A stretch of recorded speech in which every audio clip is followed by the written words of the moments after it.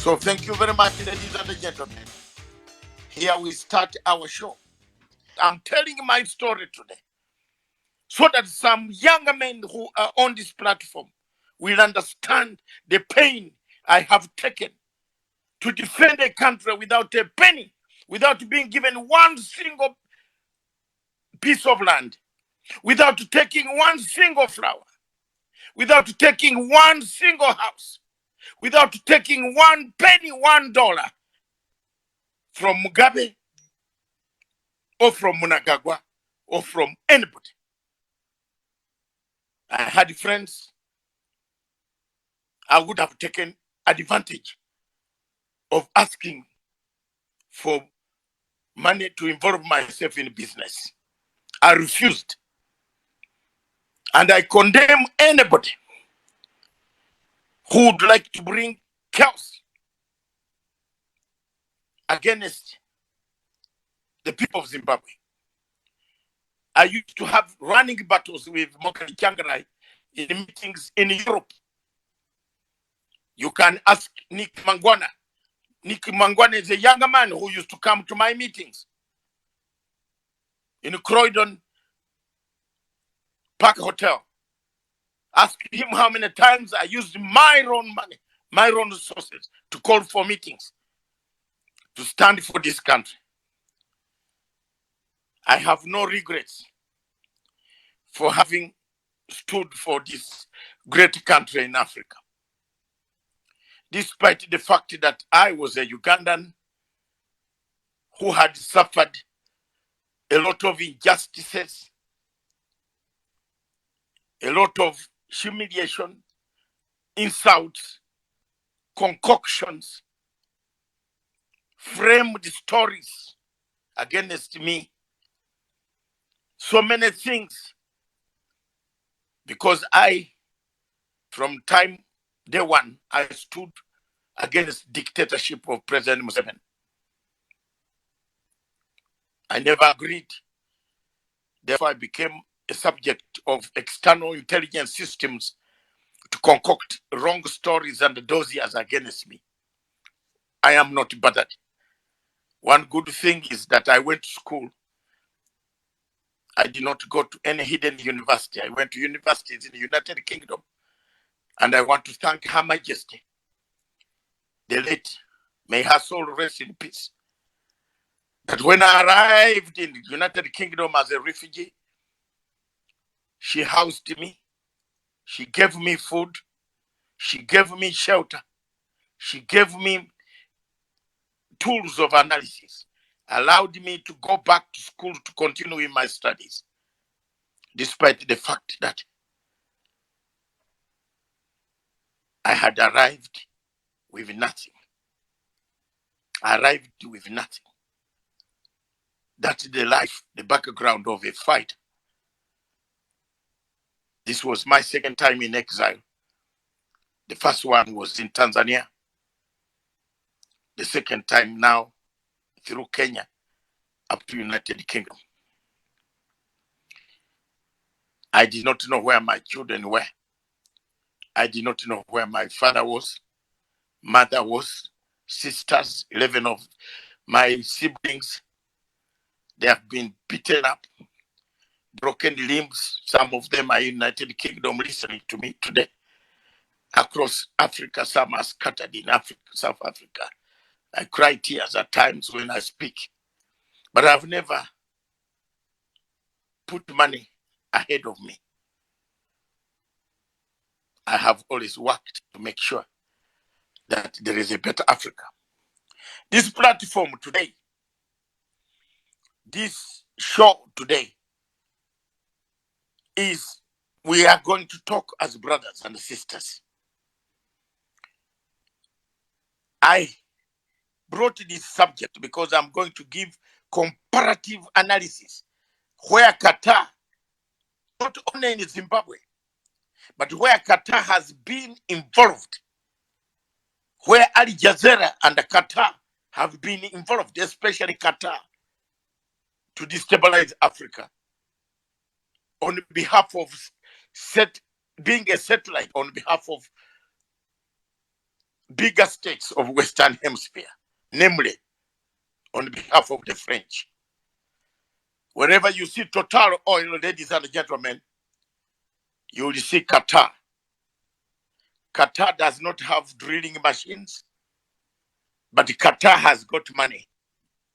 They pay for the drilling machines to drill oil and take over after that.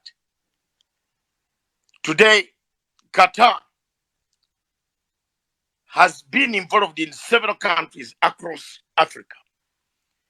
Qatar and the capital city, Doha, have been used for a long time as a landing stage for American foreign policy.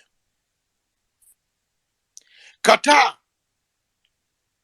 has launched a diplomatic charm offensive in Africa, on the African continent, in competition with its sister states in the Gulf state nations, namely Saudi Arabia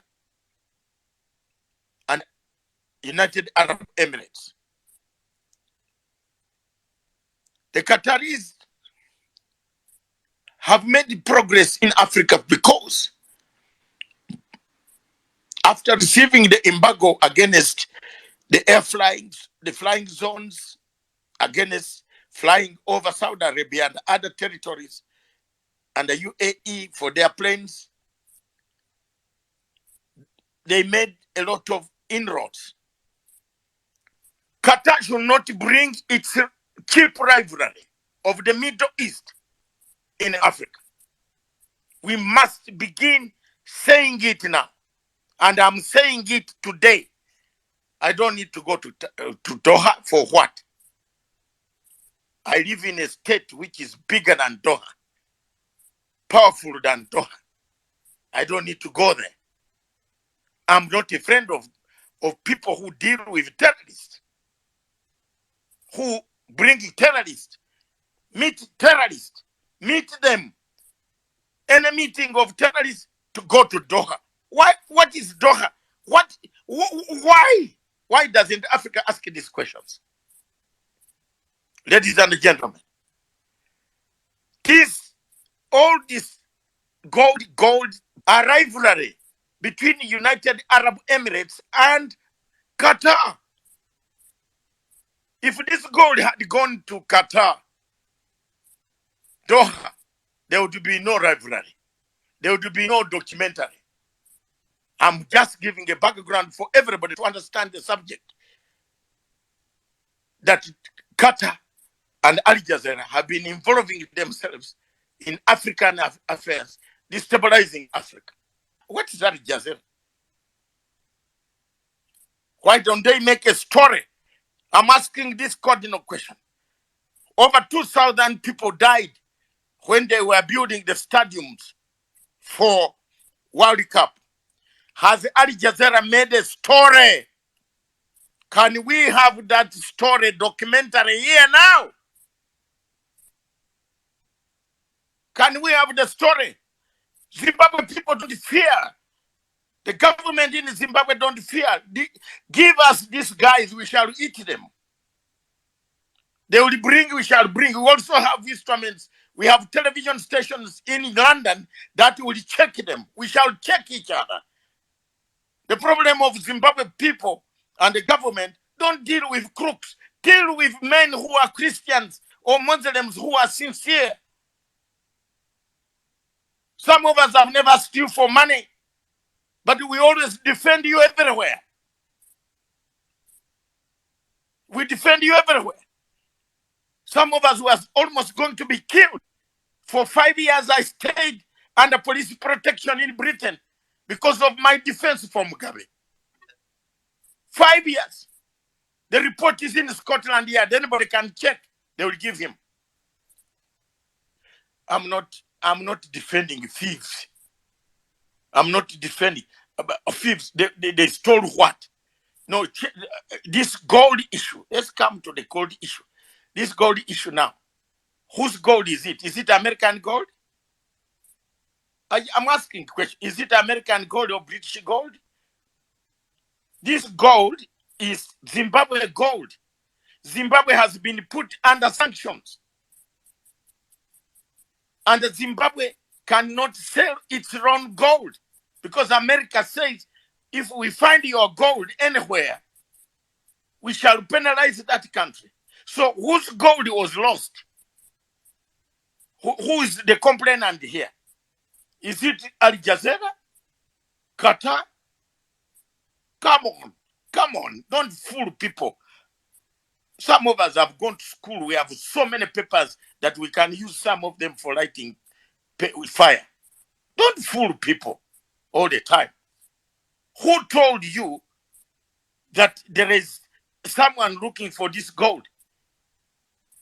Is it American gold? Is it American gold or British gold? It's Zimbabwean gold. They have a right to sell their gold anywhere. In fact, I encourage Mnangagwa, bust the sanctions. Bust the sanctions, Mnangagwa. And feed your people.